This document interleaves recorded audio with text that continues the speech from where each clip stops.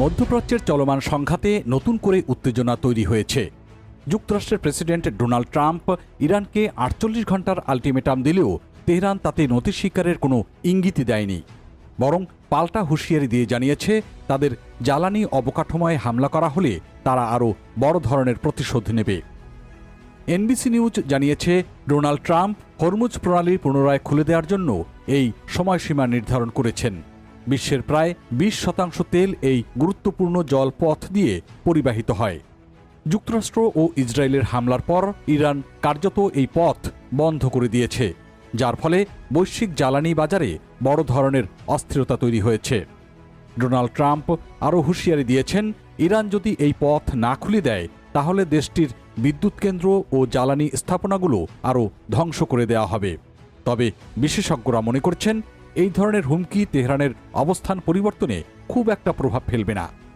ইরানের সামরিক মুখপাত্র ইব্রাহিম জুলফিকারি বলেছেন, ইরানের জ্বালানি অবকাঠামোয় হামলা করা হলে যুক্তরাষ্ট্র ও তার মিত্রদের জ্বালানি, তথ্য প্রযুক্তি এবং পানি পরিশোধন স্থাপনাগুলো লক্ষ্যবস্তুতে পরিণত করা হবে। মধ্যপ্রাচ্যের বহু দেশে পানযোগ্য পানি সরবরাহের জন্য এই ডেসালিনেশন ব্যবস্থা অত্যন্ত গুরুত্বপূর্ণ। ইরানের পার্লামেন্ট স্পিকার মোহাম্মদ বাঘের গালিফাফ আরও সতর্ক করে বলছেন, এই ধরনের হামলা হলে পুরো অঞ্চলের জ্বালানি অবকাঠামো মারাত্মকভাবে ক্ষতিগ্রস্ত হবে এবং দীর্ঘমেয়াদে তেলের দাম বৃদ্ধি পাবে। এদিকে যুক্তরাষ্ট্রের ট্রেজারি সেক্রেটারি স্কট বেসেন্ট বলেছেন, হরমুজ প্রণালী খোলার জন্য সব ধরনের বিকল্প খোলা রাখা হয়েছে। তার মতে কখনো কখনো উত্তেজনা বাড়িয়েই তা কমাতে হয়। বিশেষজ্ঞরা বলছেন, বাস্তবে হরমুজ প্রণালী পুনরায় চালু করা সহজ নয়। রস হ্যারিসন মনে করেন, সামরিক শক্তি ব্যবহার করেও পুরোপুরি পরিস্থিতি নিয়ন্ত্রণে আনা কঠিন হবে, কারণ যুদ্ধ চলাকালে জাহাজ চলাচল এবং বিমা সেবা কার্যত বন্ধ হয়ে যায়।